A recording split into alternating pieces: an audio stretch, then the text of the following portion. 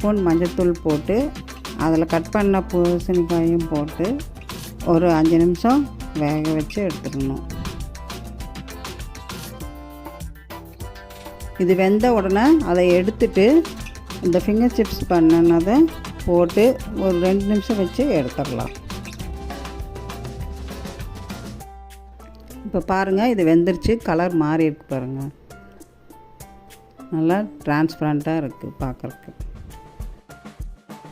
இது எடுத்த பின்னாடி அந்த ஃபிங்கர் சிப்ஸையும் போட்டு எடுத்துடலாம். வெந்த பூசணிக்காய் துண்டு மேலே 1 டீஸ்பூன் மிளகாத்தூள், 1/4 டீஸ்பூன் சீரகத்தூள், கொஞ்சம் பெருங்காயத்தூள் 3 போட்டு நல்லா கலக்கி வச்சிடணும். ஒரு 5 நிமிஷம் இதை நல்லா ஊறட்டும்.